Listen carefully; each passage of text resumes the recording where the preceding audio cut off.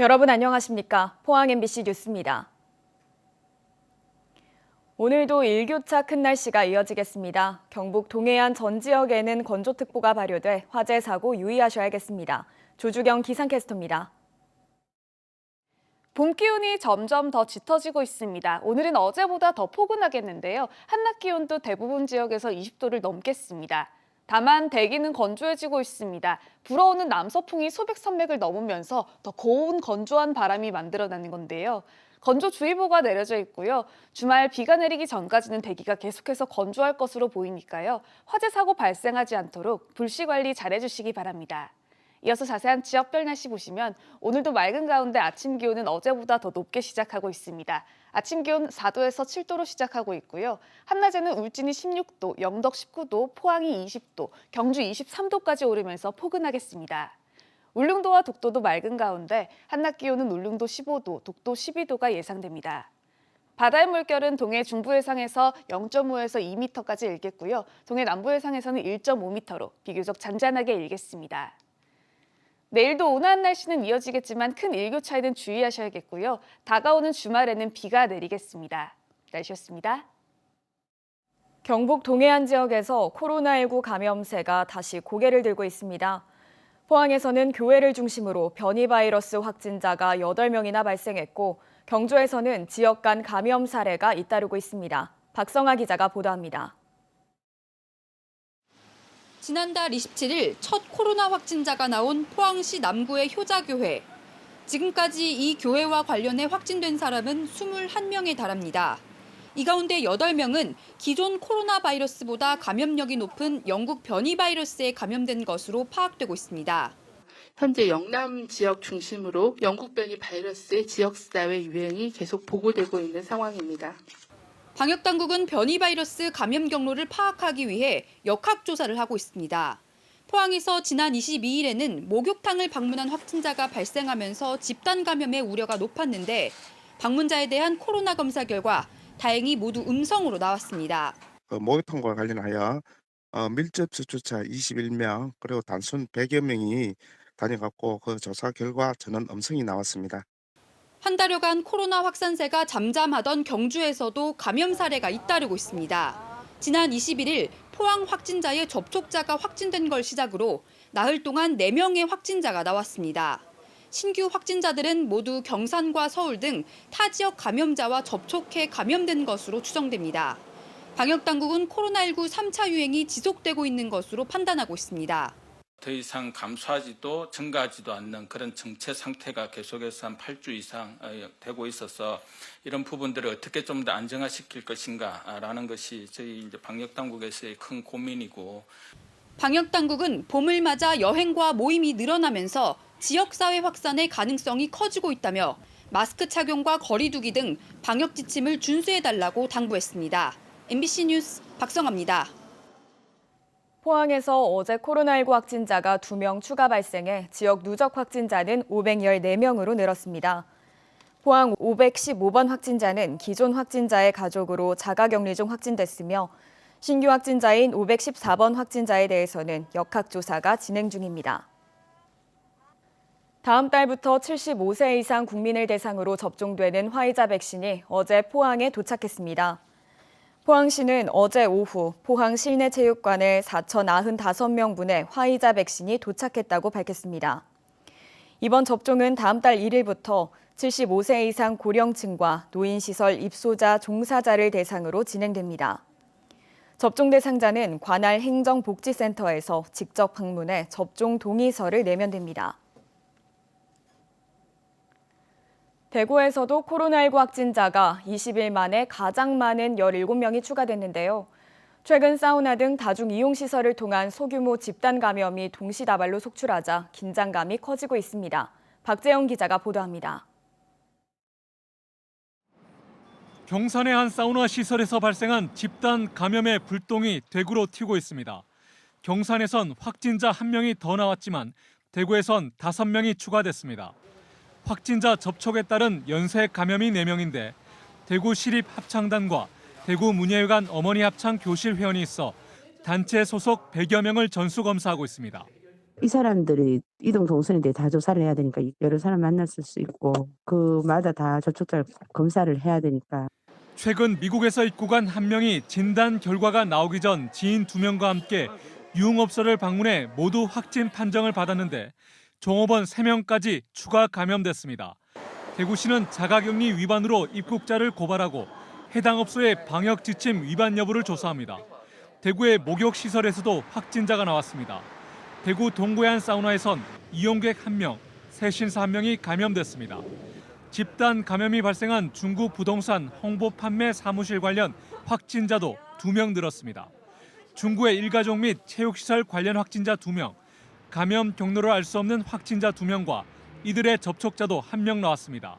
목욕시설, 또 유흥업소, 또 요식업소 등 여러 분야의 확진자로부터 조심하기 위해서는 개인 방역 수칙을 보다 더 철저히 지켜주시길 부탁드립니다. 대구 17명, 경북 12명 등 하루에만 29명의 확진자가 나온 가운데 소규모 집단 감염이 또다시 일상을 위협하고 있습니다. MBC 뉴스 박재영입니다. 요즘 학교 교실의 학생 수가 과거보다는 많이 줄었죠. 학급당 학생이 30명을 넘기면 과밀 학급이라고 보는데요. 코로나19 사태 속에 감염병의 전파 위험을 줄이고 교육의 질을 높이기 위해서 과밀 기준을 20명으로 낮추도록 법으로 정해야 한다는 주장이 나옵니다. 권윤수 기자가 전합니다. 대구에서는 경북예고를 제외한 모든 학교에서 매일 등교하고 있습니다. 코로나19 상황이 나빠지면 격일 등교, 격주 등교가 다시 시작됩니다. 밀집도를 떨어뜨리기 위한 조치지만 교실 안 밀집도는 그대로인 경우가 많습니다.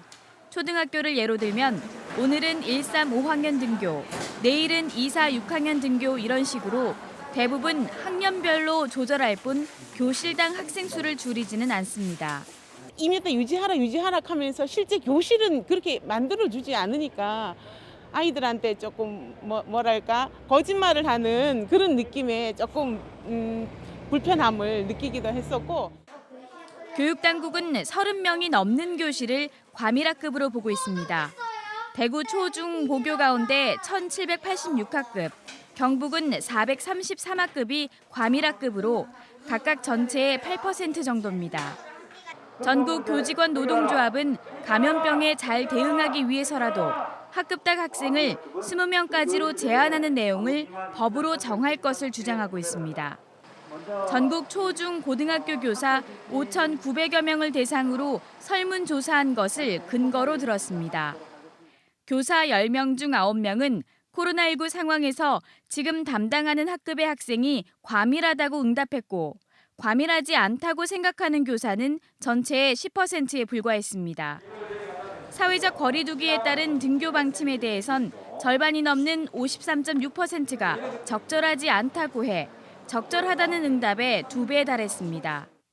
등교 방침이 적절하지 않다고 생각한 이유로는 방역 지원 부족과 감염 위험 때문이라고 답한 교사가 46.2%, 오랜 원격 수업으로 학습 격차가 심해지기 때문 38%, 원격과 등교가 왔다 갔다 해 혼란스럽다 37.5% 등이었습니다. 학급당 적정 학생 수로는 16명에서 20명이라고 답한 교사가 전체의 67.7%로 많았습니다. 학생이 줄어들면 기대되는 점으로 학생 중심 수업 가능이 68%로 가장 많았고 교육과 방역이 함께 가능하다는 대답도 48.9%로 높게 나타났습니다. 토론식 수업 되려면 20명 이하로는 무조건 떨어져야 되고요. 30명 이상이면 일단 수업을 떠나서 생활지도 자체가 어려운 경우가 많으니까. 하지만 정부는 출산율이 계속 떨어지는 상황에서 교원을 늘릴 수 없다며 난색을 보입니다. 학생 수를 20인 이하로 하는 교육기본법 개정안이 최근 발의됐지만 법안 심사소위원회를 통과하지 못하고 있습니다. MBC 뉴스 권윤수입니다. 금속노조 경주 구미 포항지부는 어제 고용노동부 포항지청 앞에서 경북 지역 금속노동자 결의대회를 개최했습니다. 금속노조는 성명에서 노동부의 근로감독 기간에 포항제철소에서 잇따라 노동자 사망 사고가 발생하고 있다며 포스코에 대한 근로감독이 아무런 효과도 내지 못하고 있는 실정이라고 밝혔습니다. 또 포스코가 하청의 재하청으로 제철소를 운영하는 한 위험의 외주화로 인한 사망사고 발생은 필연적이라며 근본적인 시스템 개선이 필요하다고 촉구했습니다. 포항 지역 여성단체가 옛 포항역 주변 성매매 집결지 폐쇄를 포항시에 요구했습니다. 포항 여성회는 어제 성명을 통해 성매매 집결지 폐쇄가 없는 포항시의 옛 포항역 도시 재생 사업은 문제라며 사업의 전면 재검토를 촉구했습니다. 여성회는 이어 집결지 폐쇄와 함께 성매매 피해 여성에 대한 지원 조례 제정과 경찰의 불법 성매매 단속이 필요하다고 주장했습니다. 영덕군 달산면 등 3개 지역 일부 주민들은 집회를 열고 풍력 발전 추진에 따라 각종 피해가 우려된다며 피해 보상 대책을 촉구했습니다. 또 정부 방침에 따라 풍력 발전 건설 시 주민들이 참여해 이익을 분배하는 방식도 제안했습니다. 26기 규모의 풍력 발전을 추진하는 사업체 측은 그동안 상당수 주민들에게 보상을 실시했지만 추가 보상 여부를 검토하고 주민 참여 지분제에 대해서는 사업 계획에 반영한다고 밝혔습니다.